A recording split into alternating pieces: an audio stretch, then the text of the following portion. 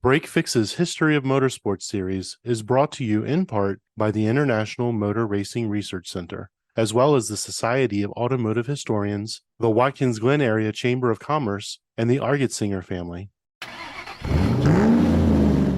Lucy O'Reilly Schell, Innovator of French Motorsports, by Lauren Goodman.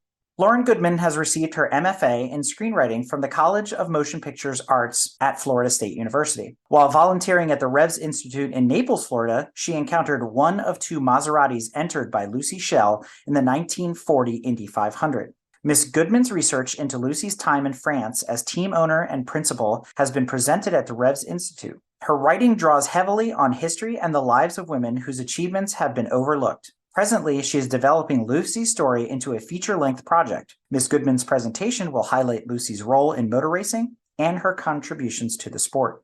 All right, folks. Next up is Lauren Goodman and Lucy O'Reilly Schell. Well, good afternoon, everyone. I'm so pleased to see so many faces here and online. Hello out there in TV land. Hi, Mom. So a brief background about me, in case we haven't met before. My name's Lauren Goodman, and my background is not history, but in creative writing and filmmaking. My first love is storytelling. But during the pandemic, like a lot of us, I developed a new interest, and specifically in cars that go really, really fast. And I started volunteering at the Revs Institute down in Naples, Florida. But it was while I was there I encountered this beautiful 8-cylinder Maserati that was entered in the 1940 Indy 500. Now, you can see on this car the French flag, the American flag, and then very curiously, this name painted on the side, the L.O.R. Schell Special. And when I learned that the L there stands for Lucy, I had to know more. And it became kind of a passion for me, and I'm looking forward to sharing her story with you. Today's presentation, I'm going to give you a brief overview of her life and accomplishments. She was an established rally driver in her own right, but her real legacy was putting a little car company named Delahaye on the map.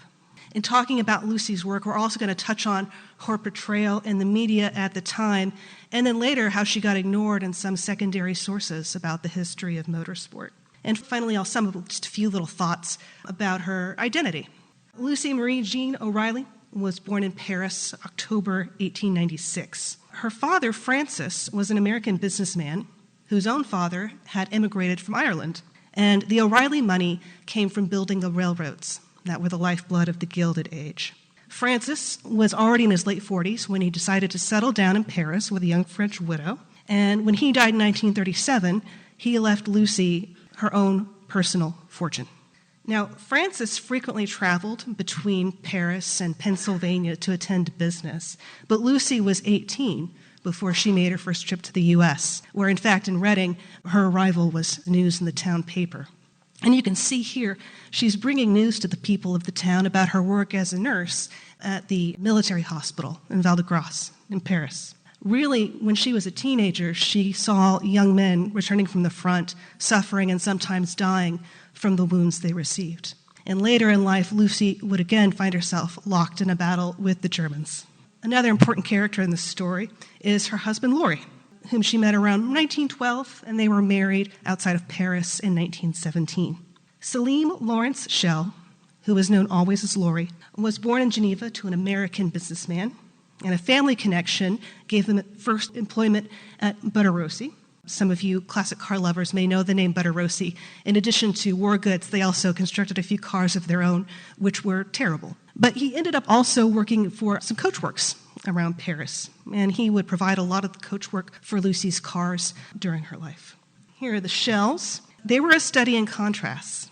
Lucy was gregarious, assertive.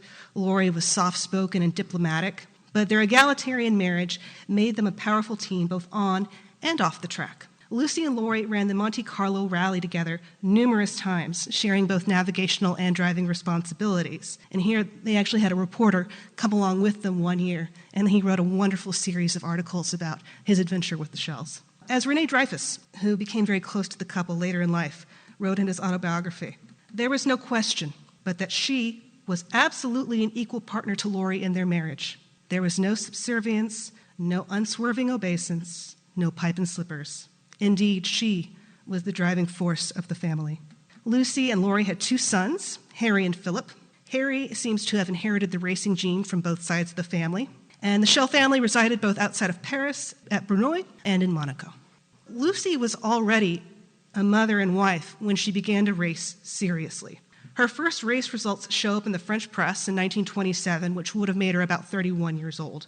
Auto journalist Maurice Philippe called her a decisive driver, and we can see she liked serious cars, serious French cars. That Talbot would have been branded as a Duroc if sold in Britain. At her very first hill climb in 1928, Lucy came first in her class. The reporter was surprised to see a woman had entered the race, but he said, if this little lady keeps at it, she's going to see some good results.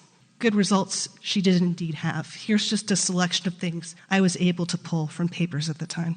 Now, Lucy's specialty was the rally, and the Monte Carlo was her white whale. Lucy, with Laurie as co-driver, placed as high as P2 overall at the 1936 rally and lost out to a couple of Romanians in the stripped-down Ford by mere fractions of a point. It was her search for the right mix of performance, power, and reliability that led her to call on the factory offices at Delahaye.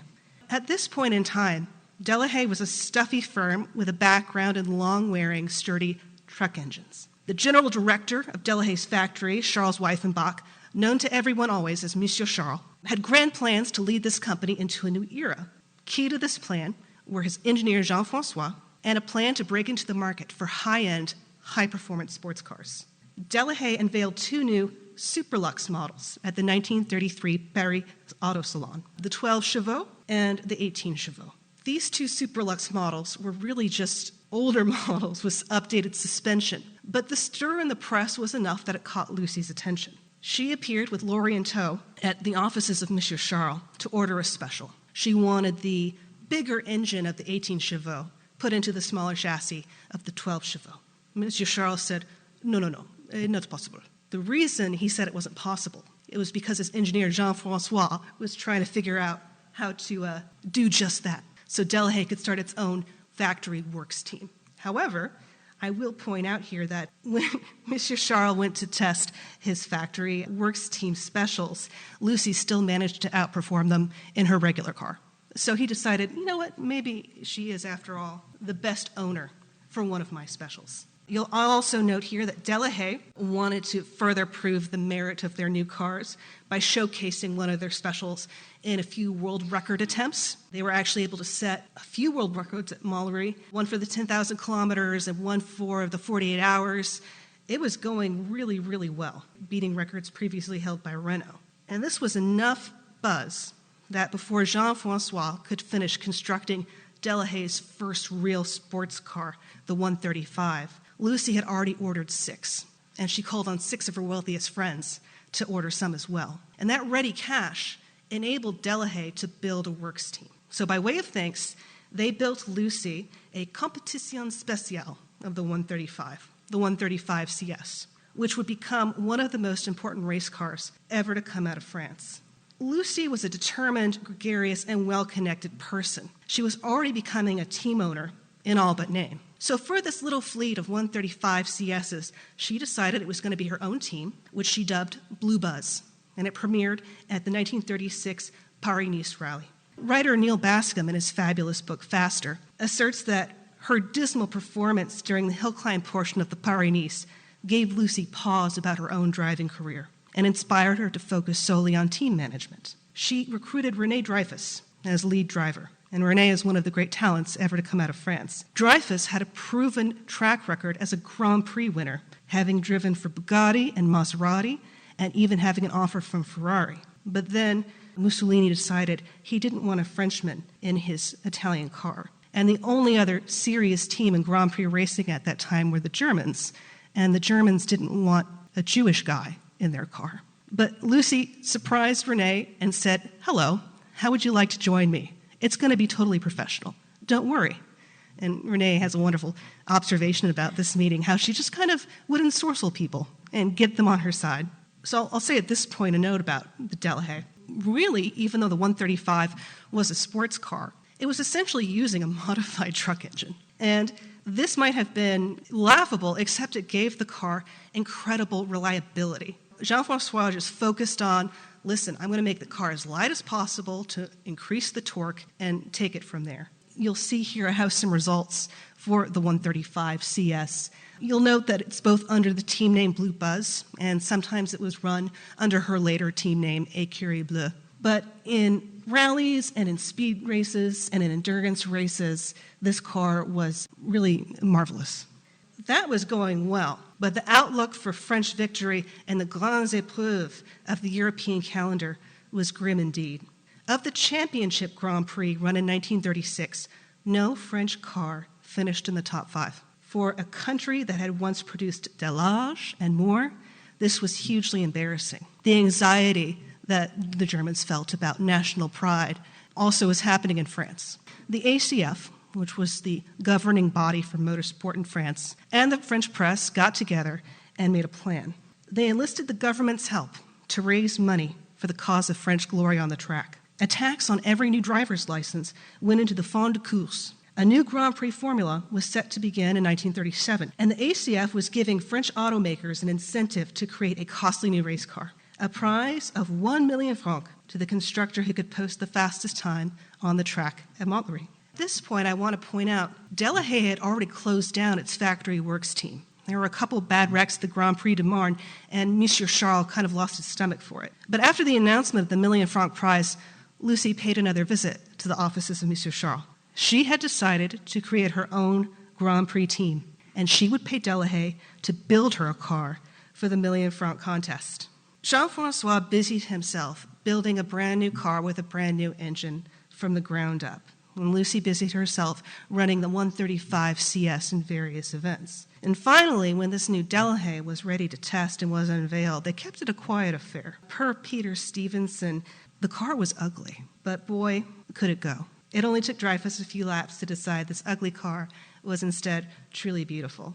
And in it, he managed to drive it and outperform Bugatti to win the million-franc prize. With this creation of this new Grand Prix car, the 145, as well as all the victories already under Lucy's belt with the 135 CS, Delahaye was celebrated as the return of French glory to the track. And here you can see Monsieur Charles giving René Dreyfus a big kiss, and later being made an officer in the Legion of Honor in recognition for those efforts. But the big test was yet to come. You see, adoption of the new formula for the Grand Prix was pushed back to 38, and Delahaye still had to prove itself against German teams. At the 1938 season opener at Pau, it was the little David of Delahaye with its Jewish driver and American money against the Goliath of Mercedes with lots of money from Hitler. I can only imagine how René Dreyfus felt when he crossed that line in first place. He then went on to win at Cork, and this would be a pinnacle for this new Grand Prix team, the Écurie Bleue.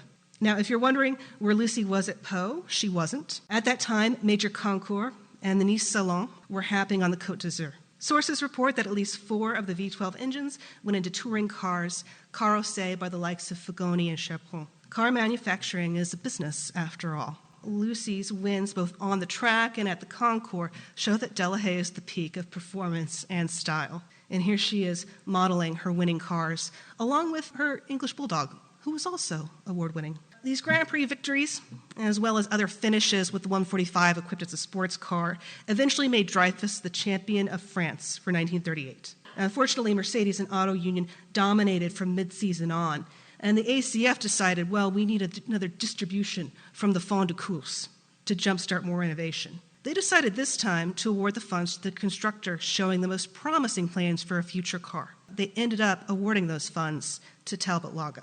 To say that Lucy was enraged would be an understatement. In protest, Lucy withdrew her team, the Écurie Bleue, from the French Grand Prix at Reims, as it was hosted by the ACF. This caused an uproar in the papers. Without Delahaye, surely the deck is stacked against French constructors at our home race. The sentiments were roughly, how could this lady do this to us? How fickle is the press, lauding her just a few months earlier as a hero for France. Now, the ACF then tried to strong-arm Lucy and l'Écurie Bleue back into the Grand Prix by stipulating that withdrawal would also mean they were disqualified from the Constructors' Championship. Lucy wrote an open letter to them in the press. And what's truly incredible here is we have her own words about her ownership and leadership of the team. She is the interested party. She makes the decisions. It's her call. Now, Lucy eventually changed her team name to L'écurie Lucy O'Reilly Schell. She was clearly irritated with the ACF and wanted to remind them who exactly had made those victories happen.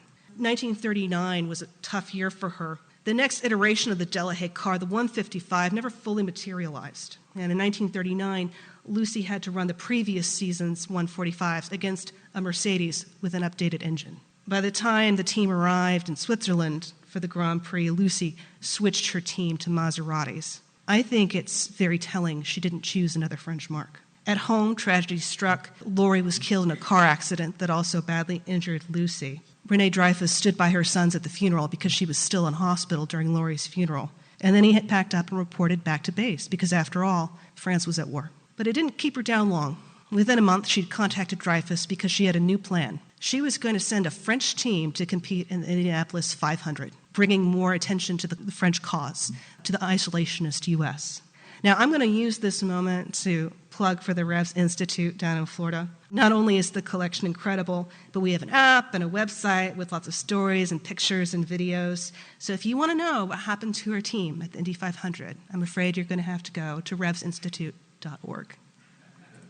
Now, Lucy wasn't well enough to make the Atlantic crossing by the time it happened, but that's perhaps fortunate because no women were allowed in the pits. Dreyfuss later recalled how his teammate's timekeeper, who also happened to be his wife, was built a special tower so she might watch the driver without setting foot in the forbidden zone. That wouldn't have been good enough for Madame Schell, Renee later wrote. She would have been picketing Gasoline Alley.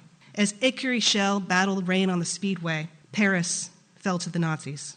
After the 500, Lucy instructed the team to sell the Maseratis, and she herself decamped to her home in Monaco. She did not return to motorsports after the war, at least not officially. By 1947, her son Harry was making a name for himself on the European sports car circuits. Harry would go on to be the first American in the newly organized Formula One championship.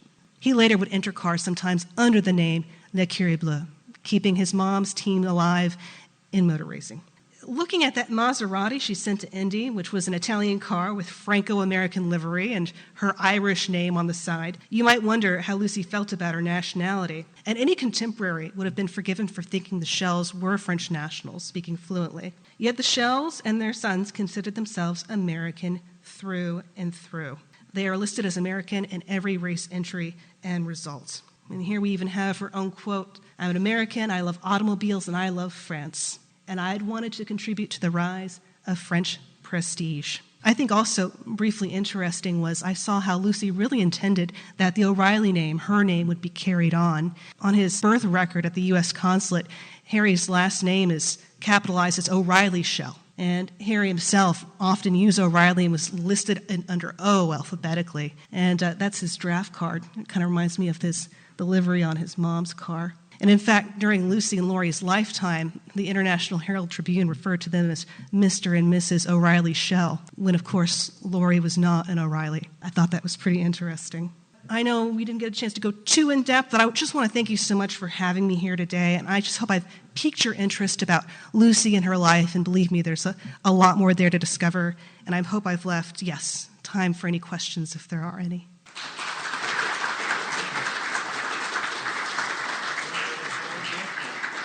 I read the book faster, and fascinating book. Everyone should read it. I thought I knew a lot about that period of racing, but never heard of Lucy O'Reilly Schell until I read the book, and then you also expounded on some of her other accomplishments that the book didn't mention. Other women got their due during that time period. Do you have any theories why historians have pretty much forgotten about her? I think it's interesting. I alighted a little bit for time some of the mentions of her in the press.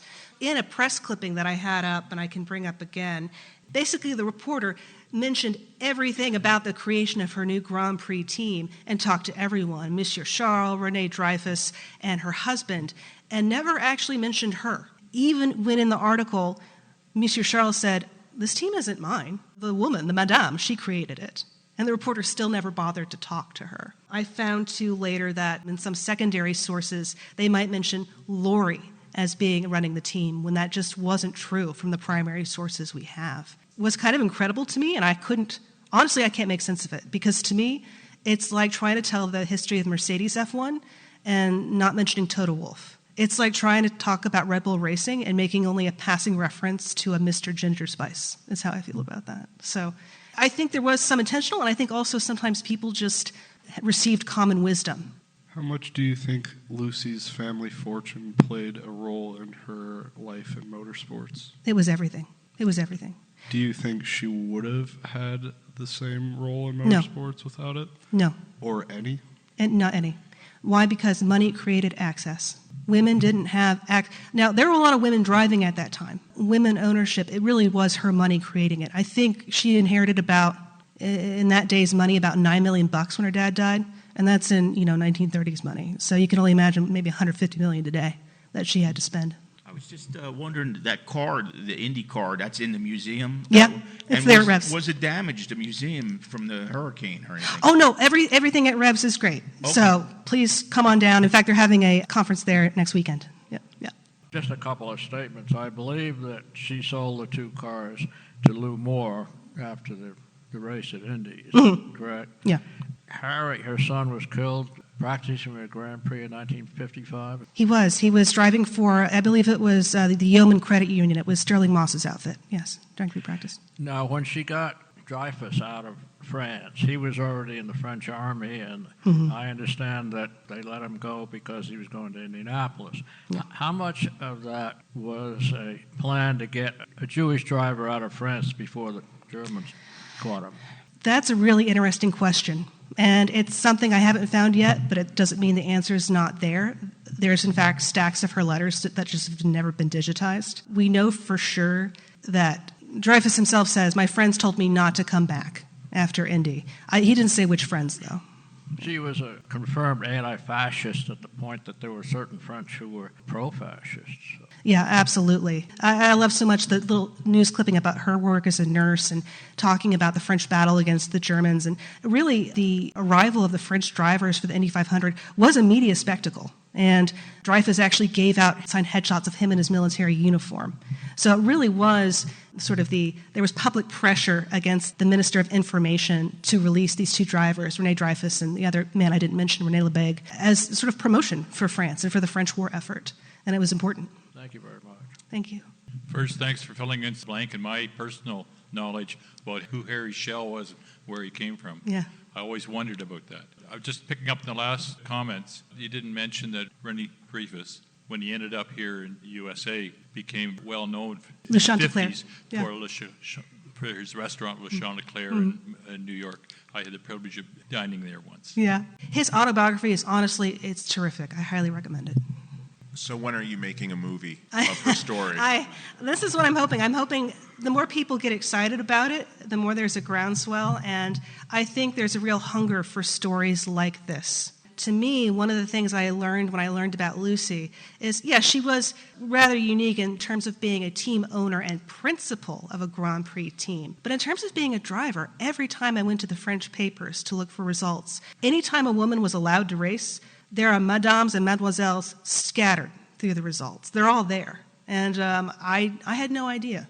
Just another comment. When Wilbur Shaw persuaded his car owner to buy the HCTF the year before, Cotton Hennings, their mechanic, changed the firing order on that car to smooth it out. And it was more successful in Indianapolis, to say the least. Now, the car that at Revs now belonged to Dean Butler at one time, and he got his restorer to change the firing order also. And I was at Milwaukee when Emil Andrews, who I believe came in second in that car at Indianapolis, drove it again, and he came in and said how great it was if it had been that good at Indy to have won the race. That's amazing. That's amazing. I want to say, too, not only did Lucy get René Dreyfus into America out of France, but also Luigi Canetti, who was the reserve driver on that team. And he stayed in America and, of course, founded North American Racing Team. Thank you, Lauren. Yeah, thanks. This episode is brought to you in part by the International Motor Racing Research Center. Its charter is to collect, share, and preserve the history of motorsports, spanning continents, eras, and race series. The center's collection embodies the speed, drama, and camaraderie of amateur and professional motor racing throughout the world. The center welcomes serious researchers and casual fans alike to share stories of race drivers, race series, and race cars captured on their shelves and walls and brought to life through a regular calendar of public lectures and special events. To learn more about the center, visit www.racingarchives.org. This episode is also brought to you by the Society of Automotive Historians. They encourage research into any aspect of automotive history. The SAH actively supports the compilation and preservation of papers, organizational records, print ephemera, and images to safeguard, as well as to broaden and deepen the understanding of motorized, wheeled land transportation through the modern age and into the future. For more information about the SAH, visit www.autohistory.org. If you like what you've heard and want to learn more about GTM, be sure to check us out on www.gtmotorsports.org. You can also find us on Instagram at Grand Touring Motorsports. Also, if you want to get involved or have suggestions for future shows, you can call or text us at 202-630-1770 or send us an email at crewchief@gtmotorsports.org. We'd love to hear from you. Hey everybody, Crew Chief Eric here. We really hope you enjoyed this episode of Break Fix, and we wanted to remind you that GTM remains a no annual fees organization, and our goal is to continue to bring you quality episodes like this one at no charge. As a loyal listener, please consider subscribing to our Patreon for bonus and behind-the-scenes content, extra goodies, and GTM swag. For as little as $2.50 a month, you can keep our developers, writers, editors, casters, and other volunteers fed on their strict diet of Fig Newtons, gummy bears, and Monster. Consider signing up for Patreon today at www.patreon.com/GT Motorsports. And remember, without fans, supporters, and members like you, none of this would be possible.